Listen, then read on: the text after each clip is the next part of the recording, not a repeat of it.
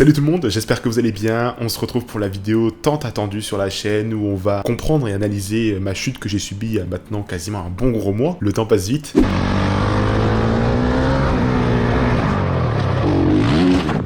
Je vous avais dit qu'on serait pas tout seul sur cette vidéo là, on va analyser la chute avec un pilote qui maintenant roule en championnat d'Espagne et en championnat d'Europe de supermotard. Il évoluait auparavant sur le Junior GP, l'antichambre des Moto 3. Il s'agit d'Alex Gourdon et pour ceux qui le connaissent pas, Alex Gourdon c'est ça. The mezzanine, I go so hard just to fuck up my enemies. Don't need revisions, the sense is the remedy. Ain't for the top, I'ma do 'em like Kennedy. Bon, entre nous, on est d'accord que j'ai quasiment le même niveau. Hein. J'arrive en glisse. Bon, c'est sûr que la suite de la glisse, elle se passe pas comme lui, mais j'arrive au moins en glisse. Salut Alex, comment tu vas ? Salut, ça va bien? Ça va bien, bah écoute, je te laisse te présenter en quelques mots. Salut, je suis Alex Gourdon. Je suis actuellement pilote chez l'écurie Husqvarna dans le domaine du supermotard et je suis ex-pilote Moto 3 Junior et le Junior VP. Pour information, hein, Alex roule également supermoto avec son frère Théo qui évoluent tous les deux avec leur propre écurie et affiliés à Husqvarna, donc en championnat d'Europe et en championnat d'Espagne. Cette vidéo, on va la diviser en deux parties. On va tout d'abord traiter une première partie, on va parler un petit peu du positionnement que j'ai sur la moto parce que je pense qu'il y a 2-3 petits trucs à corriger si on peut, et puis je pense que ça va également par la suite nous permettre de comprendre un petit peu comment est survenue cette chute. Et puis voilà, dans ce deuxième temps on va analyser la chute et c'est là où on va vraiment comprendre avec en amont à avoir vu le positionnement sur la moto. Je pense que ça va nous aider à déceler le principal problème, on va dire, et pourquoi pas ne plus le reproduire aussi à l'avenir. Première partie Alex, donc là comme on l'a dit, on va analyser un petit peu mon positionnement sur la moto. Donc pour te resituer un petit peu le contexte, ça faisait 4 fois où j'avais roulé en supermotard. J'avais fait initialement, on va dire, une journée roulage sur une vraie sportive et on va dire c'était ma première fois l'année passée sur une supermotard. Donc on va dire niveau positionnement, j'ai fait à peu près à ma sauce, j'ai essayé de me débrouiller. Là, tu le vois à l'écran, hein, je pense que tu as peut-être déjà décelé, vu quelques petits problèmes au niveau du positionnement, au niveau de comment je mets mes mains, etc., comment j'accompagne la moto dans les virages. Oui, je vois quelques-unes, mais elles sont pas très graves. Le seul inconvénient que je vois, c'est quand tu les accélères pour freiner, que tu enlèves la main carrément du guidon pour prendre la manette de frein avant. Et ça peut aussi déstabiliser la moto car tu prends toute la manette avec les 4 doigts et t'arrives pas trop à maîtriser la force que tu mets dans le frein. Et sur ces motos-là, les motos puissantes, et sûrement t'as vu que le frein avant il est quand même assez puissant. Donc comment dire ça? Que ta moto parte un peu en... Elle chasse. Ouais, qu'elle chasse un peu. Et surtout, toi, comme t'es pas trop encore à l'aise avec la moto, c'était ta première fois, bah ça peut aussi te déstabiliser. Le fait de retirer du coup la main on va dire de l'accélérateur, hein, grossièrement, là on le voit encore à l'image, ouais, je fais vraiment le mouvement je décélère mais vraiment prononcé à fond et oui. Du coup en fait ça me retire tout le poids que normalement je devrais avoir de réparti sur les deux guidons. En fait je mets tout le poids sur un seul côté du guidon et du coup quand je remets, en fait c'est là où je mets potentiellement trop de poids et c'est là où ça peut poser le problème du reprise de gaz quand je veux accélérer, c'est ça? Oui, c'est tout à fait ça, oui. Je sais que là actuellement dans le supermotard on a deux styles de pilotage, c'est soit le poser de genou ou soit sortir la jambe. Est-ce que cette option là de moi qui pose le genou comme toi, est-ce que le jeu de jambes, c'est-à-dire serrer vraiment la moto avec ses jambes, ça a réellement un intérêt comme en moto de vitesse quoi? Alors ça peut, mais c'est pas très important de faire ça comme dans les motos de vitesse. Moi par exemple, comme je viens de la moto 3, je mets avec le genou. Quand je vais chercher un très bon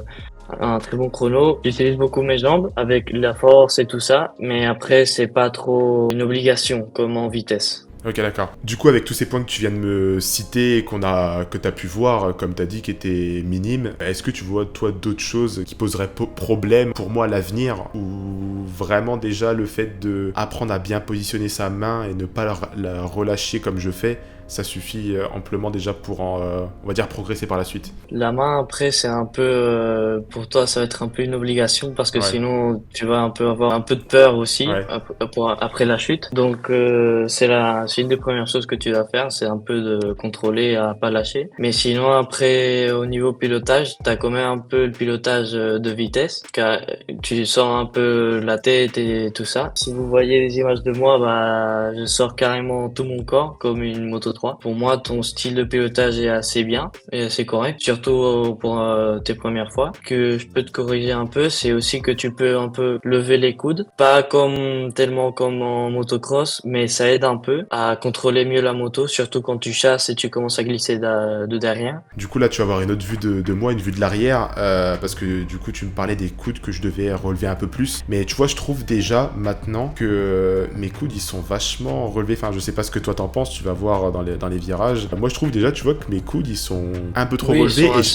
Et je pensais justement qu'il fallait qu'ils soient davantage rabaissés. Pour toi, tu vois, ça semble bon là, comme je suis, ou vraiment, il faudrait que les rabaisser un peu plus Non, c'est assez bien, hein. Je l'ai vu bien. Moi, je les lève un peu plus parce que moi, je freine beaucoup plus fort. Et après, moi, j'utilise beaucoup le guidon, donc je dois être tout le temps avec les coudes levés, mais après que je vois, c'est bien, hein. J'avais vu aussi que les pilotes avaient plusieurs façons de pouvoir maîtriser, on va dire ça comme ça, le levier de frein avant. Il y en a qui utilisent toute la main, il y en a qui utilisent un doigt, deux doigts, trois doigts. Est-ce que tu penses aussi le fait de changer ça chez moi, parce que tu le vois à l'écran, moi j'utilise vraiment toute la main. Est-ce que par exemple le fait de partir sur un schéma où j'utilise que deux doigts, ça permettrait aussi de pouvoir mieux sentir l'avant et mieux contrôler? Moi, en mon cas, j'utilise les deux doigts. Pour moi, c'est l'idéal, car avec deux doigts, tu contrôles beaucoup plus la force que tu mets. Après, avec trois doigts, ça commence à être un peu incontrôlable au niveau de la force que tu mets. Comme ça, la moto, elle peut te chasser, comment ça t'est arrivé. Ouais.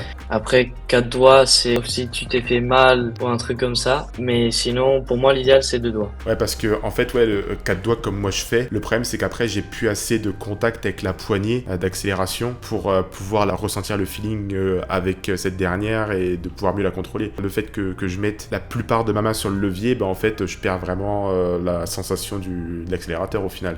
Donc ce serait mieux que je change ça et que je parte sur vraiment deux doigts sur le levier de frein. Oui, après je vais te mettre un vite exemple. En MotoGP maintenant avec les freins en carbone, si tu vois bien les images des pilotes, certains ils utilisent que un doigt ou deux doigts parce que ces freins-là, oui, ils sont très très puissants. Donc il y a même tu peux l'utiliser avec une ongle pour freiner. Et écoute, je pense que pour le positionnement, avec ce que tu m'as dit, j'ai beaucoup à apprendre, hein. Je pense que là, j'ai déjà du travail à réaliser. Et puis je pense que je vais voir la différence. Rien que le fait de mettre deux doigts au lieu de 4 sur le levier de frein, je pense que ça va être déjà un grand changement pour moi. Je pense que dès le premier instant où je vais le faire, je pense que au niveau du feeling avec la poignée d'accélération, je pense que ça va être totalement autre chose. Du coup, Alex, on va analyser la chute. Donc là, dans quelques instants, on va voir la chute. On va la regarder en brut comme ça, d'une traite. Et après, on va décomposer. Donc là, le mouvement que tu m'as dit qui est pas bien. Là, je prends les freins, déstabilisation. Et là, hop. Je pense que c'est ce dont on parlait tout à l'heure. Et c'est tout ce que tu m'expliquais en fait qui vient de se produire là à l'instant. On va s'arrêter pile poil au moment où l'erreur est déclenchée. Donc là, le virage à droite, je l'aborde. Là, je remets plein l'accélération. Là, hop, c'est là où du coup, je relève ma main, comme tu m'as dit. Donc là, phénomène de...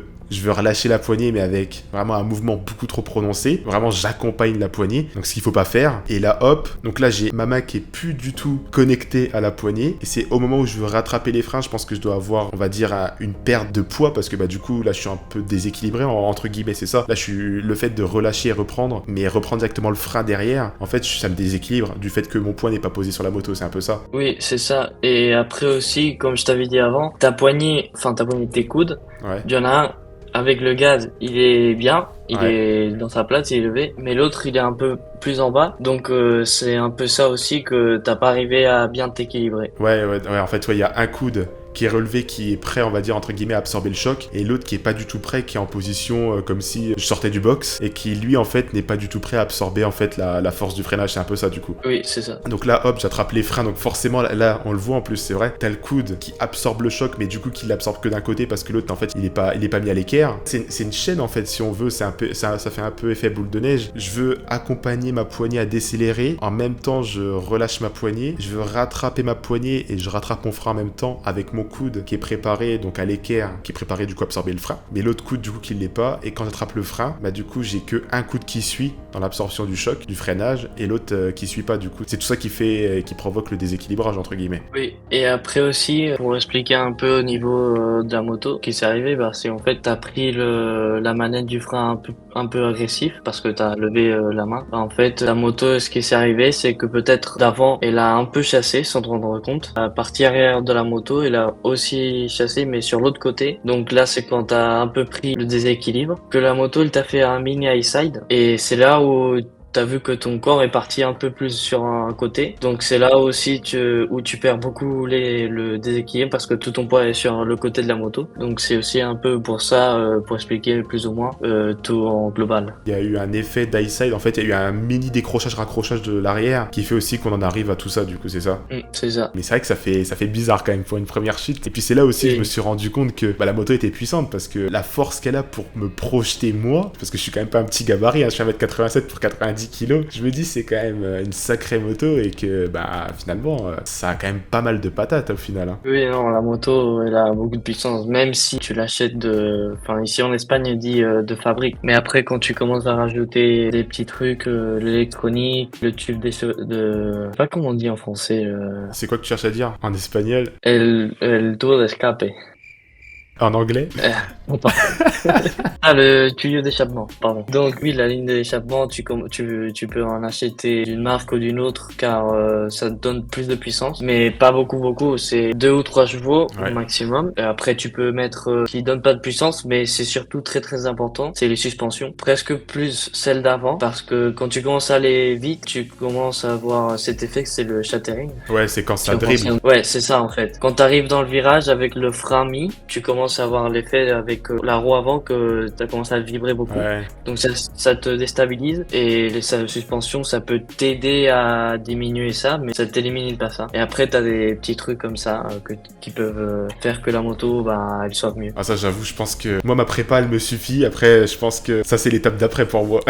Et surtout, après que je vois le circuit, il est un peu petit, il n'y a pas trop de ligne droite, mais après quand tu vas aller surtout en Italie, si tu vas vers là-bas, là-bas ils aiment beaucoup la vitesse, même dans les kartings, tu vas avoir des lignes droites assez grandes. Je vais à un circuit la semaine prochaine et j'ai arrivé à un moment donné à 190 km/h avec la moto. C'est là où tu ressens la vitesse, la moto, ce qu'elle est capable. Pourquoi en fait je roule sur un petit circuit comme Hirson? Je sais pas si c'est la meilleure chose, hein, c'est comme je l'ai dit, c'était ma perception à moi. Moi, je voulais rouler à Hirson parce que c'est un petit circuit. La moto, je la connais pas trop. Et je voulais vraiment, me faire la main avant tout sur vraiment des vitesses basses, sur des virages assez lents, avant de pouvoir aller sur des gros circuits comme par exemple à Mirecourt ou autre. Hein, parce que je me disais que si je pars là-bas sur des gros circuits dès le début, le stress de monter sur la moto, parce que forcément je la connais pas, essayer de rouler correctement, en plus des gens qu'il y a, parce que forcément je peux pas rouler vraiment à une vitesse très faible,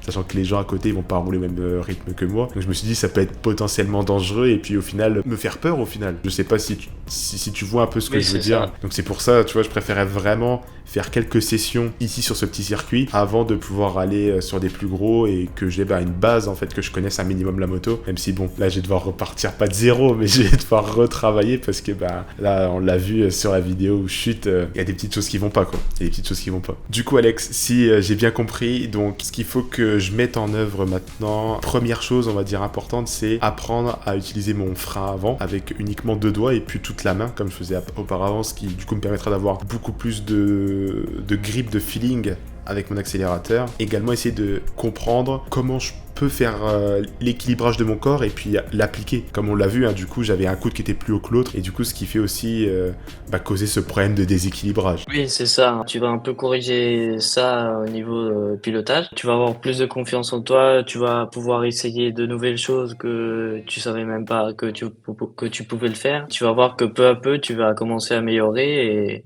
aller plus vite. Si vraiment j'arrive à mettre ces choses-là en place, tout ce que je t'ai cité, normalement, je dis bien normalement, la chute qu'on a vue devrait plus arriver. Oui, normalement non. Une fois que tu arrives bien à enlever cette manie de enlever la main pour freiner tout ça et freiner avec 2 doigts, tu vas avoir moins de problèmes à niveau d'avoir ce déséquilibrage et tout ça. Ouais, parce qu'en fait du coup, le fait de mettre que 2 doigts sur le levier de frein, les 2 doigts qui resteront sur la poignée en plus du pouce d'accélérateur, en fait ça va venir verrouiller ma main. Du coup en fait je la lâcherai plus jamais en fait. Oui, c'est ça. Ouais, voilà, oui, c'est ça. Okay. Du coup, donc la règle d'or entre guillemets, on va dire sur le positionnement, c'est dès que j'aborde un virage, il faut vraiment que j'ai les 2 coudes qui soient à la même hauteur, c'est-à-dire il faut que les deux coudes soient à l'équerre. Oui, c'est ça. Ouais, ok, d'accord. Faut jamais que je me retrouve avec un bras comme si j'étais dans une ligne droite accélérée. C'est ça, c'est. Oui, Ouais, ok. c'est pas obligatoire, mais pour quelqu'un qui commence un peu, mais moi je le fais maintenant. Après, il y a des pilotes qui sont différents, mais pour commencer, c'est très important parce que ça t'aide beaucoup à équilibrer la moto et à la connaître mieux, avec plus de sécurité. Et bah écoute Alex, je vais mettre tout ça en pratique et puis je te remercie infiniment pour tous tes conseils. Tous les liens d'Alex du coup seront dans ma description, ils s'affichent également à l'écran et franchement merci Alex. Bah, merci à toi pour la vidéo. Bah et de rien, de bah de rien. rien, bah de rien. Je rajoute cette petite info là, Alex Gourdon, ce n'est pas la dernière fois que vous le voyez sur la chaîne, il y aura encore d'autres vidéos avec lui, il se peut très bien qu'on aille le filmer et qu'on voit ces petites glisses de très très près. On arrive maintenant à la fin de cette vidéo, je tenais encore une fois à remercier Alex pour son temps accordé, pour qu'il m'explique voilà, que j'ai à travailler, ce qu'il faut que j'arrête de faire comme erreur, et franchement tous ces petits conseils qu'il a pu me donner, ça va je pense m'aider moi à pouvoir évoluer de l'avant et correctement, parce que forcément ce qui se passait c'est que j'évoluais tout de même, hein, malgré que la position ne soit pas ok, et voilà au fur et à mesure que je roulais, on prenait de l'expérience, mais le positionnement n'était pas du tout bon, donc en fait j'apprenais dans une mauvaise direction et il fallait que je subisse cette chute là pour me remettre on va dire droit sur les rails et ensuite que je reprenne maintenant le bon chemin de la progression. Donc là maintenant j'ai juste hâte de pouvoir remonter sur la moto. Il va juste falloir que ça disparaisse très très très rapidement parce que tant que j'ai ça, c'est compliqué à faire de la moto. Je leur dis encore dans cette vidéo, mais un grand merci à Insane Parts, Speedway et Shark Helmets pour me protéger moi avec mes équipements, les pièces également qui ont un certain prix sur la moto, donc franchement un grand merci à ces marques là. On se donne maintenant rendez-vous dans 2 semaines pour une toute nouvelle vidéo sur ce projet de supermotard sur piste. Je vous en dis pas plus, vous découvrirez tout ça très prochainement. En attendant, n'hésitez pas à vous abonner à mon Instagram qui s'affiche actuellement à l'écran, comme ça vous serez au courant de toutes les petites nouveautés, toutes les petites chutes, hein, parce qu'il se peut que je chute encore, et c'est sur Instagram qu'il faut être. Il n'y a pas d'autre endroit, c'est Instagram si vous voulez tout voir en avant-première. En attendant, portez-vous bien, et puis gros V à vous.